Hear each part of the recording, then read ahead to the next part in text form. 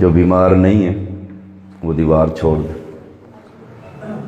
جو بیمار ہیں وہ دیوار کے ساتھ بیٹھ رہے ہیں۔ آپ جوان آدمی ہیں، آگے آ جائیں، آگے آ جائیں، میرے قریب آ جائیں۔ میں کچھ نہیں کہتا کسی کو، پہلے اسٹیج سیکرٹری صاحب کہہ رہے ہیں کسی کو کچھ نہیں کہنا، آگے ہو جاؤ۔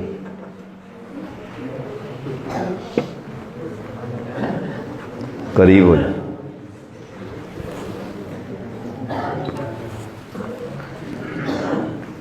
ان الحمد للہ نحمده ونستعینه ونستغفره ونعوذ باللہ من شرور انفسنا ومن سیئات اعمالنا من يهده الله فلا مضل له ومن يضلله فلا هادي له أشهد أن لا إله إلا الله وحده لا شريك له وأشهد أن محمدا عبده ورسوله أما بعد فإن خير الحديث كتاب الله وخير الهدي هدي محمد صلى الله عليه وسلم وشر الأمور محدثاتها وكل محدثة بدعة وكل بدعة ضلالة وكل ضلالة في النار اللهم صل على محمد وعلى آل محمد كما صليت على إبراهيم وعلى آل إبراهيم إنك حميد مجيد اللهم بارك على محمد وعلى آل محمد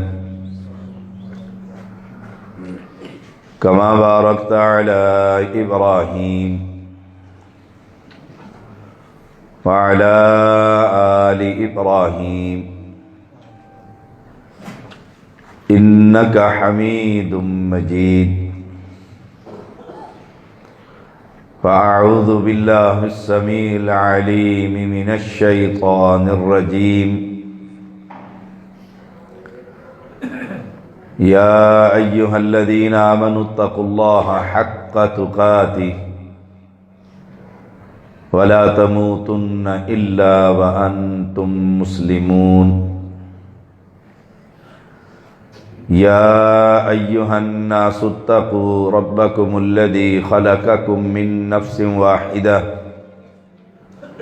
وخلق منها زوجها وبث منهما رجالا كثيرا ونساء واتقوا الله الذي تساءلون به والأرحام إن الله كان عليكم رقيبا يا أيها الذين آمنوا اتقوا الله وقولوا قولا سديدا يصلح لكم أعمالكم ويغفر لكم ذنوبكم ومن يطع الله ورسوله فقد فاز فوزا عظيما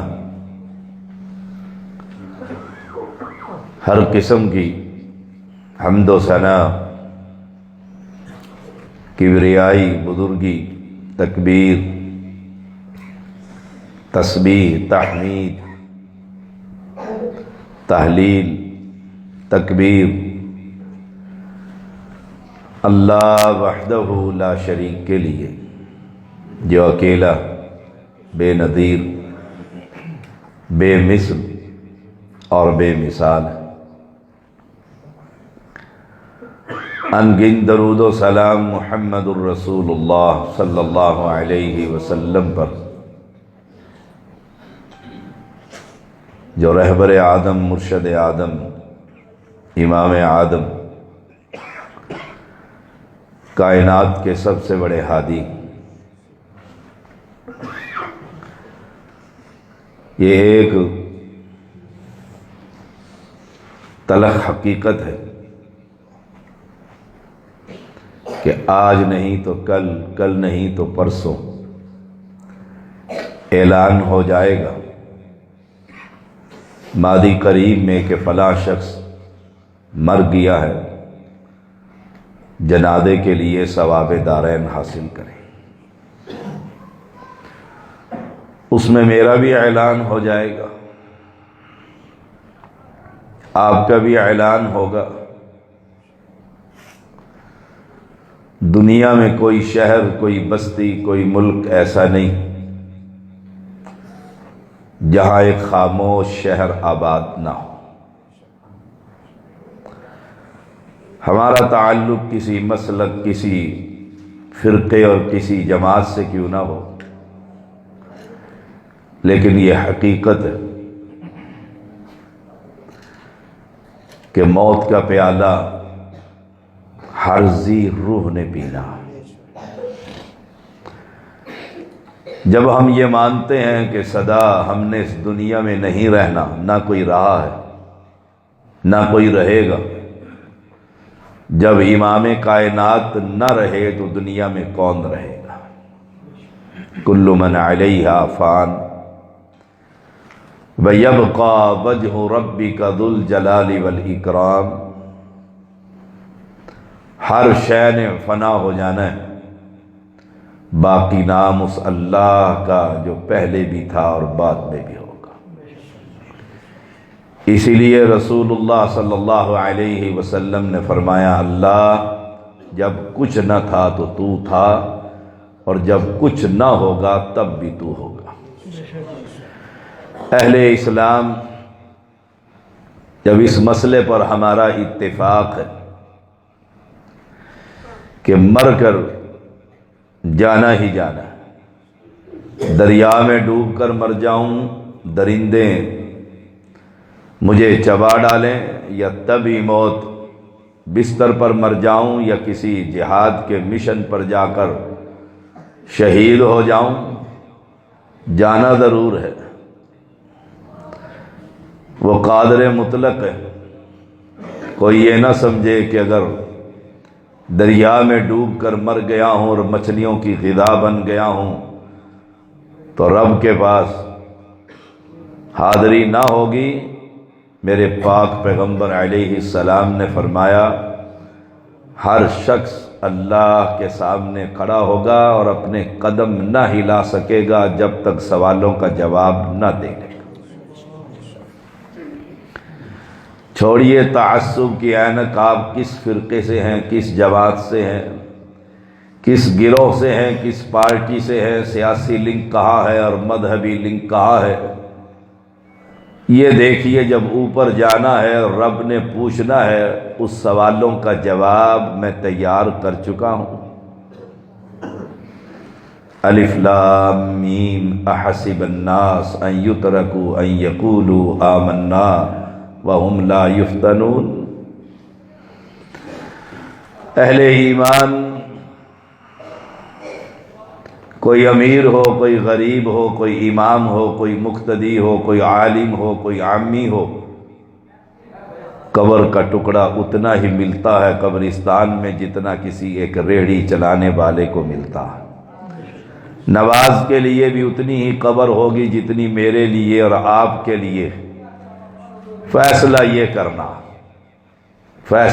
کرنا کہ رب کے پاس حاضری ہوگی، وہاں نجات کیسے ہوگی۔ بس گھر دو ہی ہیں، تیسرا گھر نہیں۔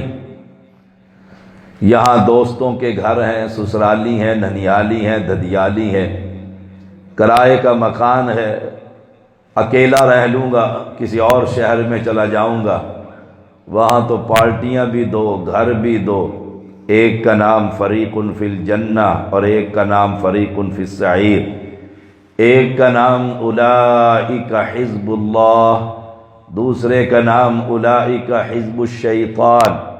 دو ہی گھر ہیں، یا جنت ہے یا دوزخ، اور دوزخ کوئی پھولوں کی مالا نہیں۔ گھر کے اندر امی، بہن، بیٹی، بیوی روٹیاں پکاتی ہے، اور کئی مرتبہ ایک روٹی اس کے اندر گیس بھر جاتی ہے، روٹی پھول جاتی ہے۔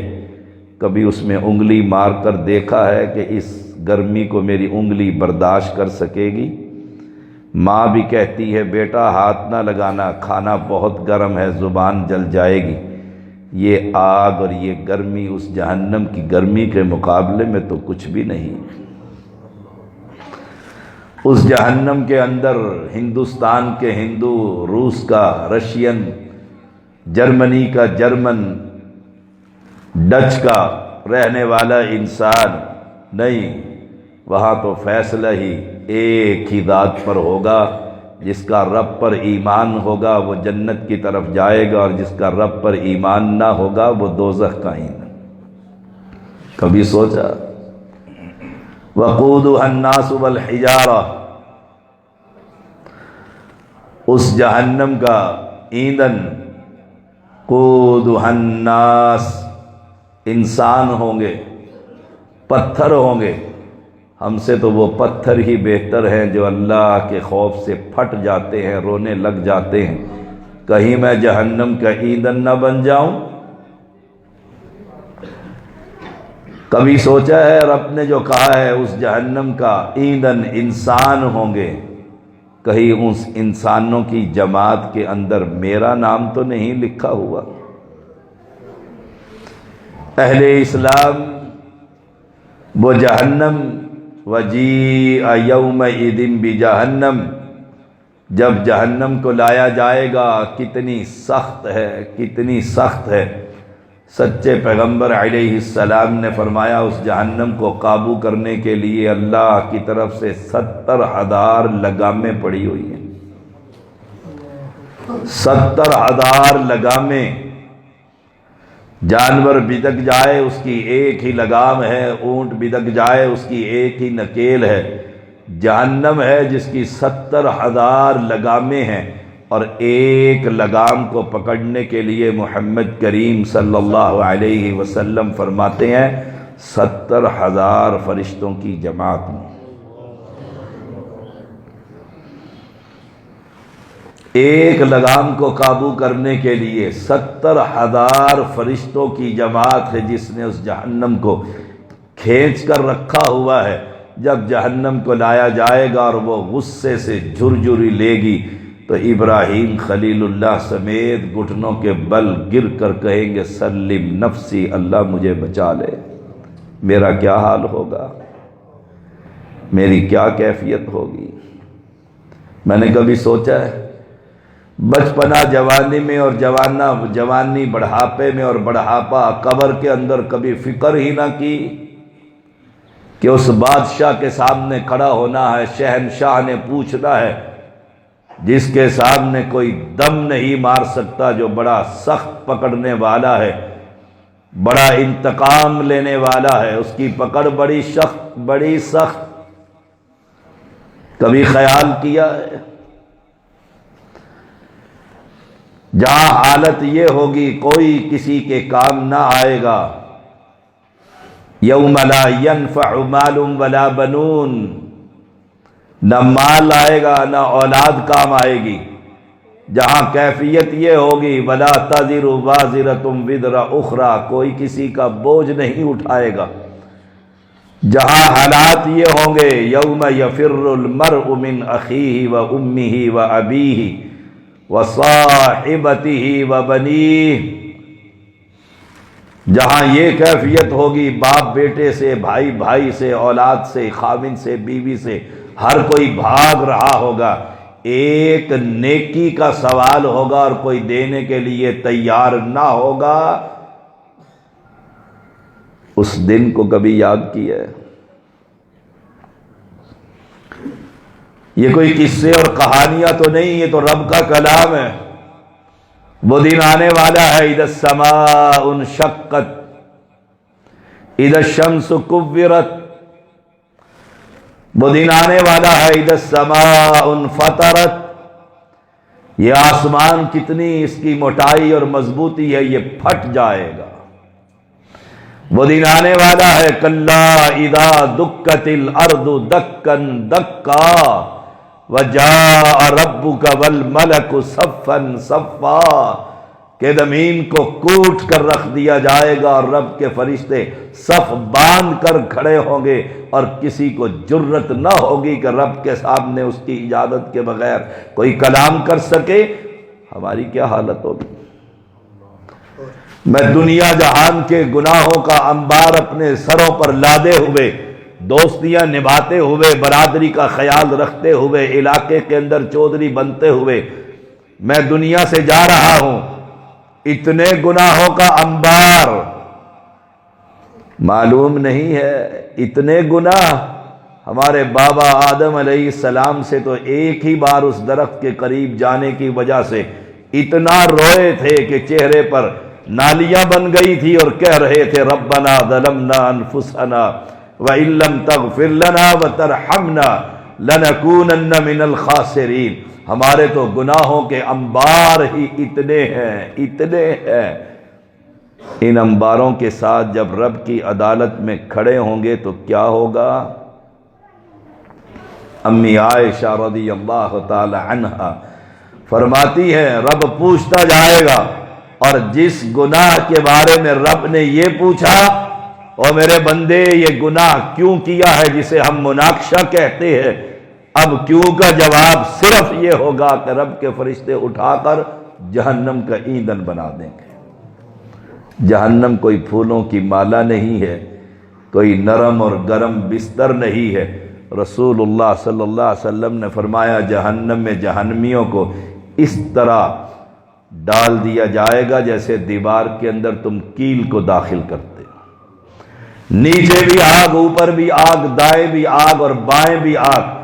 1000 سال تک جہنمی پکارتے رہیں گے۔ 1000 سال کے بعد رب کہے گا مجھ سے کلام نہ کرو، تم نے یہیں رہنا۔ اس جہنم سے نجات کیسے ممکن ہے؟ یہ پیغام مصطفیٰ، نجات کیسے ممکن ہے؟ یہ پریشانی، یہ فکر کہ کالے بال سفید ہو گئے ہیں، نجات کیسے ہوگی؟ دن رات فکر مند رہتا ہے، پریشان رہتا ہے، علماء سے پوچھتا رہتا ہے نجات کیسے ہوگی، جہنم سے کیسے بچوں گا؟ جس کا کھولتا ہوا پانی رب کے فرشتے چہرے کے قریب لائیں گے، پینا تو بڑی دور کی بات، قریب آتے ہی چہرے کی ساری چمڑی ادھڑ کر اس پیالے میں گر جائے گی۔ اس جہنم کے بارے میں کبھی سوچا ہے؟ یہاں جون جولائی کی گرمی آتی ہے تو اے سی لگا لیتے ہو، غریب آدمی کولر لگا لیتا ہے، ہاتھ کا پنکھا لگا لیتا ہے، سائے کو تلاش کر لیتا ہے۔ جب سورج سر کے اوپر ہوگا وہاں کا بندوبست کیا ہے؟ مجھے بھی فکر کرنی چاہیے اور آپ کو بھی فکر کرنی چاہیے۔ اللہ ہم سب کو جہنم سے آزادی نصیب فرما۔ آمین۔ یہ فکر لے کر دنیا میں پھریے، تلاش کیجئے اس جہنم سے آزادی کیسے ملے گی۔ ایک ہی طریقہ ہے، جنت میں داخلہ کیسے ملے گا؟ جنت کی نعمتیں، اللہ ہم سب کو جنت الفردوس عطا فرما۔ جنت کی نعمتیں وہ کیسے میسر آئیں گی؟ جنت نہ کسی آنکھ نے دیکھی، نہ خیال میں گزری۔ رسول اللہ صلی اللہ علیہ وسلم نے فرمایا دنیا کا ستایا ہوا انسان جسے کبھی گرمی کے لیے پنکھا نصیب نہ ہوا، سونے کے لیے چارپائی نصیب نہ ہوئی، کھانے کے لیے پیٹ بھر کر کھانا نصیب نہ ہوا، لیکن وہ نجات کی فکر کرتا ہوا رب کے پاس پہنچا رب نے جنت کا ایک چکر لگوا کر پوچھا دنیا میں 100 سال تو رہا کتنی تکلیفیں دیکھی؟ وہ جنت کی نعمتیں دیکھ کر کہے گا اللہ دنیا میں کبھی تکلیف میرے پاس سے بھی نہیں گزری۔ اور دنیا کے اندر نعمتوں میں پلا ہوا انسان جس نے کبھی دنیا میں تکلیف نہ دیکھی، بولتا بعد میں تھا، نعمتیں پہلے حاضر بابا کر دیا کرتا تھا، پرائم منسٹر تھا، پی ایم تھا، جو چاہتا تھا کھاتا تھا، جو چاہتا تھا کرتا تھا، جہاں چاہتا تھا مخمل پر سو جایا کرتا تھا، لیکن اسے نجات کی فکر نہیں تھی۔ جہنم کا ایک غوطہ دے کر رب پوچھے گا دنیا میں کتنی نعمتیں دیکھی؟ وہ کہے گا اللہ دیکھنا تو بڑی دور کی بات، نعمت کبھی میرے پاس سے بھی نہیں گزری۔ اس جنت کے متلاشی بنیے جس کے بارے میں رسول اللہ صلی اللہ علیہ وسلم نے فرمایا جنت میں ایک بالشت کی جگہ جہاں انسان کے 2 قدم بھی برابر رکھنے کے لیے مشکل اسے پیش آتی ہے، فرمایا خیر من الدنیا وما فیہا، دنیا میں جو کچھ ہے، جو نعمتیں ہیں، جو عشائشیں ہیں، سب سے بہتر جنت کی ایک بالش اس دنیا کی سب نعمتوں سے اعلیٰ۔ اس جنت کے اندر متکئین فیہا علی الارائک، پلنگوں پر آپ مسندوں پر بیٹھے ہوئے ہیں، ٹیک لگائے ہوئے ہیں، سامنے آپ کو دنیا کی طرح پھل نظر آ رہے ہیں، آپ ابھی خیال کرتے ہیں کہ یہ پھل میں نے دنیا میں کھایا تھا، بڑا لذیذ تھا، پیسے کم ہوتے تھے، غریب تھا، ایک دفعہ ہی موسم میں ملتا تھا، ابھی ارادہ ہی کر رہا ہے، اٹھنے کی ضرورت نہیں، توڑنے کی ضرورت نہیں، رب اتنا مہربان ہو گیا ہے وہ درخت کی ٹہنی چل کر آپ کے منہ کے قریب آ جائے گی۔ اس جنت کی کبھی فکر کی ہے؟ سامنے دیکھتے تھے کہ غریب تو بیچارہ دال ہی کھاتا رہا، جو آج دال بھی میسر نہیں، غریب کو آ رہی ہے، امیر لوگ تو بٹیرے اور تیتر اور فلار مرغابیاں یہ کھایا کرتے تھے۔ جنت میں نعمتیں، یہ پرندے اڑتے ہوئے جا رہے ہیں، ابھی خیال ہی کرتا ہے کہ وہ پرندہ واپس آ کر بھنا بنایا سامنے جہاں سے چاہتا ہے لیگ پیس کھانا ہے یا کوئی اور چیز کھانا ہے، اللہ اس کے بنے ہوئے اس کی تشتری میں رکھوا دیتا ہے۔ اس جنت کے بارے میں کبھی فکر کی ہے کہ داخلہ کیسے ملے گا؟ ہمیں فکر ہوتی ہے بچے کو دار ارقم میں داخل کرنا ہے، الائڈ سکول میں داخل کرنا ہے، کسی بڑے یونیورسٹی میں داخل کرنا ہے، کیسے داخلہ ملے گا؟ کس کرنل کو کہوں، جرنل کو کہوں، ماسٹر کو کہوں، کونسلر کو کہوں، ناظم کو کہوں، MNA کو کہوں؟ اور جس دن داخلہ مل جاتا ہے تو گھر حشاش بشاش مٹھائی کا ڈبہ لے کر آتا ہے، آج بچے کو داخلہ مل گیا ہے۔ کبھی سوچا ہے اس بچے کو جنت کا داخلہ بھی ملے گا کہ نہیں؟ 2 ہی گھر، فریق فی الجنہ و فریق فی السعیر۔ اس جنت کی نعمتیں جس کے بارے میں رسول اللہ صلی اللہ علیہ وسلم نے فرمایا امیر تو لائن میں لگا ہوا ہوگا اور غریب بیچارہ ریہڑی بان جس کو شام کو بھی 10 روپے پرافٹ ہوا نہ ہوا، تھکا ہوا گھر آیا، کوئی دنیا کی نعمتیں نہیں ہیں، اللہ اس غریب کو جنت میں امیروں سے 500 سال پہلے داخل کر دے۔ ہم امیروں کو دیکھتے ہیں، گاڑیوں کو دیکھتے ہیں، نعمتوں کو دیکھتے ہیں، لیکن یہ فکر تو نہیں جنت کس کو ملے گی اور کیسے ملے گی، دوزخ سے آزادی کیسے ملے گی۔ آئیے گھر میں نے 2 بتلائے ہیں، قرآن مقدس دلیل ہے، وسیق الذین اتقوا ربهم الى الجنة زمرا حتى اذا جاءوها وفتحت ابوابها وقال لهم خزنتها۔ ایک یہ پارٹی ہے وسیق الذین کفروا الى جہنم زمرا، ایک یہ پارٹی ہے، یہ متقین کی پارٹی ہے، یہ اللہ کے نافرمان لوگوں کی پارٹی ہے۔ اب متقین تو آپ بھی ہیں، میں بھی ہوں، وہ بھی ہے اور وہ بھی ہے، وہ بھی ڈرتا ہے، سود نہیں کھاتا، جھوٹ نہیں بولتا، گناہ نہیں کرتا، سمجھتا سب لوگ اسے متقی ہیں۔ آئیے اللہ سے پوچھتے ہیں متقی کون ہوتا ہے، قرآن سے سوال کرتے ہیں اللہ سے ڈرنے والا کون ہوتا ہے، جنت کسے ملے گی، دوزخ سے کون باہر نکلے گا، جنت میں کون داخل ہوگا، دوزخ سے نجات کس کو ملے گی، یہ طریقہ کہاں سے ملے گا۔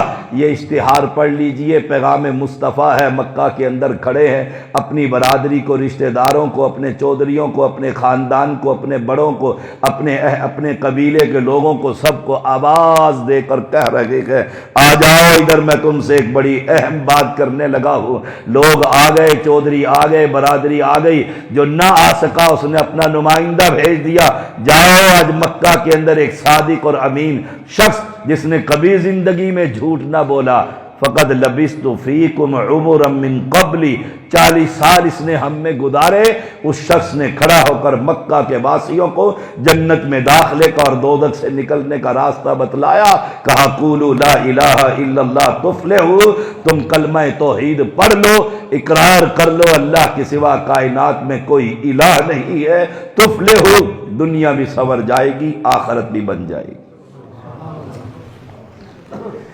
اس کلمے کی لاج رکھیے۔ نبی اکرم صلی اللہ علیہ وسلم فوت ہو گئے، حضرت عمر رضی اللہ تعالی عنہ گزر رہے ہیں، سامنے عثمان رضی اللہ تعالی عنہ تشریف فرما ہے، یہ انہیں السلام علیکم کہتے ہیں، جواب نہیں ملتا، یہ ابو بکر صدیق رضی اللہ تعالی عنہ کی عدالت اور خلافت میں جا کر کہتے ہیں میں نے عثمان غنی کو سلام کیا، اس نے سلام کا جواب نہ دیا۔ ہم بھی سلام کرتے ہیں اور جواب نہ ملے کہتے ہیں ہن پتر میں بھی تینوں سلام کیتا، وہ بھی مسلمان تھے ہم بھی مسلمان۔ اس بھائی جان کی آنکھیں کھلوا دو، مجھے لگتا ہے یہ سو رہے ہیں۔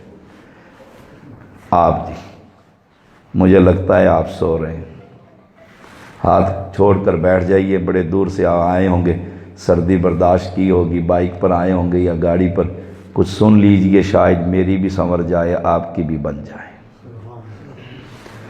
کہا سلام کیا ہے، سلام کا جواب نہ ملا۔